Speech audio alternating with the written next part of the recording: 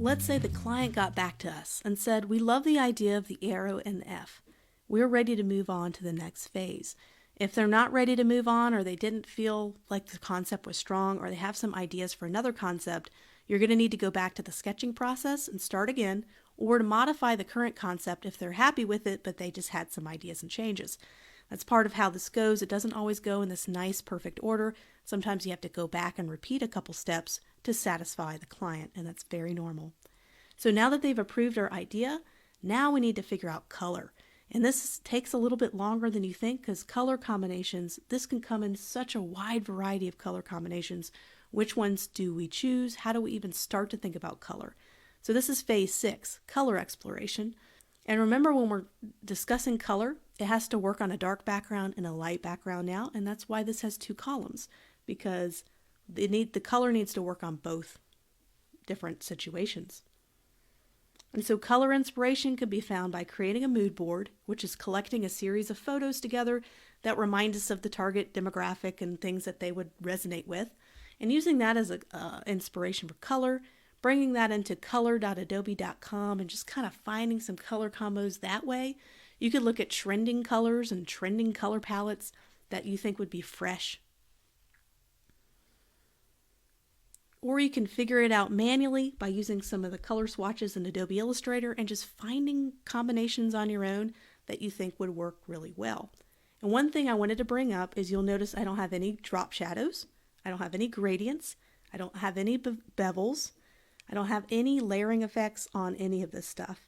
Right now the logo is still a flat logo. It doesn't have any of those effects, and that's on purpose.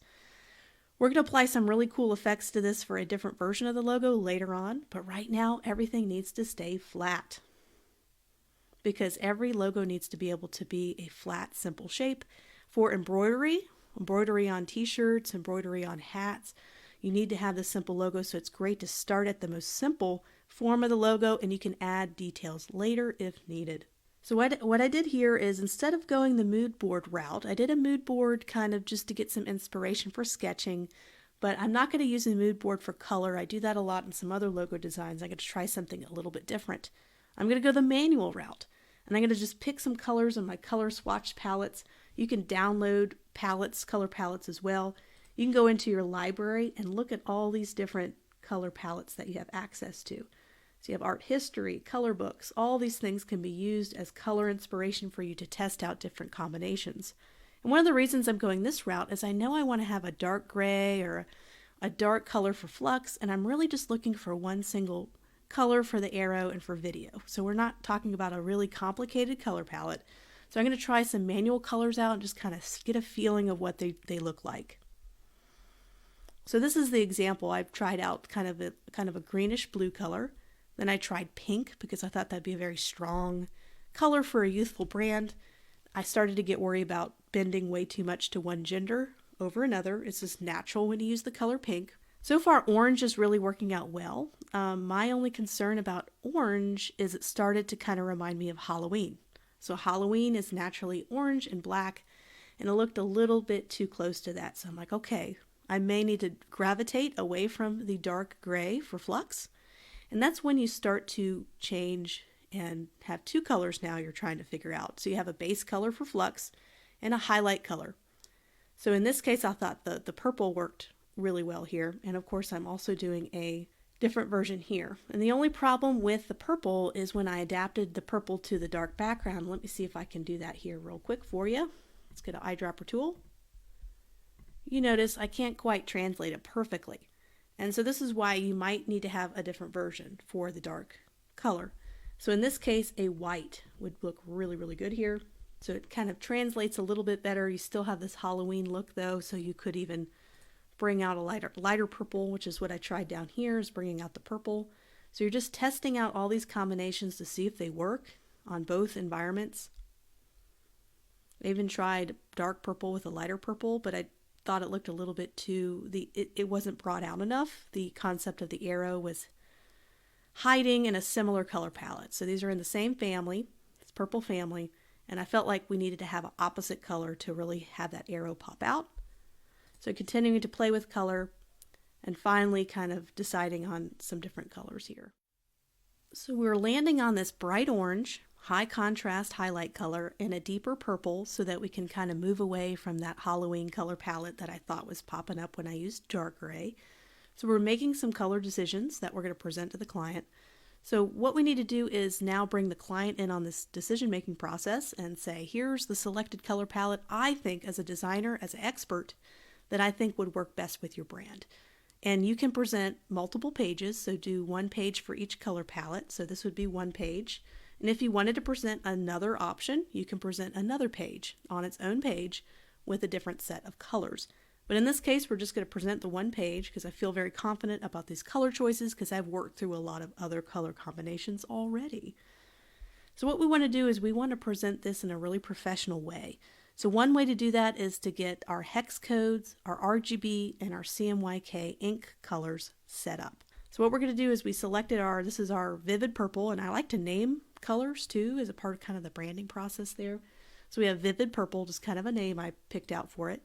And you can double click the swatch, and in Illustrator you have access to all this information right here to the right. So we have our hex code number, which is great for digital stuff and website design.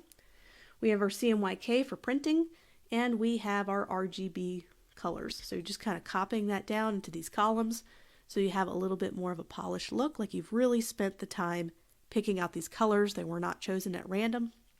We have orange rust. And I also am starting to explore gradient options for that added effect. And I'm very scared to use gradients that are very strong because it can look dated very quickly. So I have this very smooth gradient. And if you look at the gradient right here, let me go ahead and bring it out. You'll notice it's all in the same color family. We have a dark, medium, and lighter hues of purple, but they're all in the same color family. And it makes it a very smooth, subtle gradient. It's not harsh. It's not two totally different colors put together that can look dated very quickly. So I wanted to also provide some gradient options to add a little bit of pizzazz. So right here, I have this as a gradient. Took my gradient tool, just tried to find a nice, long, extended gradient to really kind of give it a little more of a shine and a 3D look. Of course, we're always going to have a single color option available to the client if they need something flat and single color for printing. So this is where adapting it and showing different colors is really important. How does it look on this purple gradient background? Since this is our color palette now, we're going to work with just these colors. How does it look on a purple background? We reverse out this with orange. We keep that orange and we have this be white. Also, alternative backgrounds, maybe we want to have that bright orange be a part of a background for the logo and a part of the brand. So this is when you're doing the logo design process, and when you pick out colors, it's almost impossible to avoid the branding process. There's going to be some branding in anything you do logo design, especially when you talk about color. So this is a little bit of the branding part. Even if you're not tasked with doing the branding, it's impossible to do a logo without thinking about branding. It's a part of what it is, what you do. So we have 3 different environments the logo can exist on: darker environments and lighter environments, and present this to the client. I would not move on to the next stage until you have client approval on color, because clients can be the pickiest about color. Let me tell you, they will want you to explore color combinations that are just not fitting with the brand, and you have to give them those options. You have to work with the client. If the client requests blue and gray, you're going to need to give them a version that's blue and gray. And hopefully they'll see that and realize the choices that you chose as an expert designer will be the way to go. But it's up to the client. Whatever they choose is the colors you need to work with.